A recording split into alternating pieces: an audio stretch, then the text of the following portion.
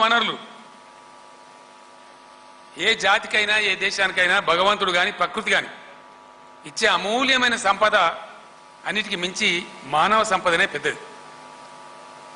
భగవంతుడు 30-35 లక్షల మంది యాదవులను తెలంగాణకు సంపదలాగా ఇచ్చిండు.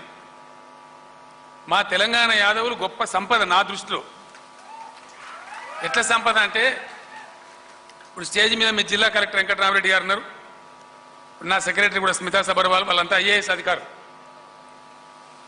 ఊళ్ళల్లో ఏం చేస్తాం మనం?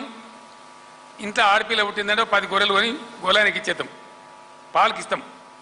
ఇది పిల్ల పెళ్లికి వచ్చే వరకు కొన్ని గొర్రెలు తయారు కావాలని చెప్పి మనం 2 ఏళ్ళకు 3 ఎప్పుడు అయినా కూడా మళ్ళీ నా గొర్రె చూపెట్టమంటే కరెక్ట్ ఖాయంగా మన గొర్రెనే తెచ్చి చూపిస్తాడు ఆయన.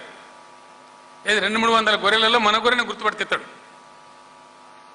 అదే గొర్రెను గుర్తుపట్టానంటే ఒక కలెక్టర్ని గుర్తుపట్టమంటే పట్టరు. ఒక ఐఏఎస్ ఐపీఎస్ అధికారులతో కాదా పని. ఆ విద్య ఎవరికి వస్తుంది?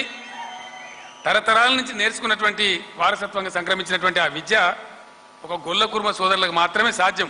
వాళ్ళు మాత్రమే చేస్తారు ఆ పని.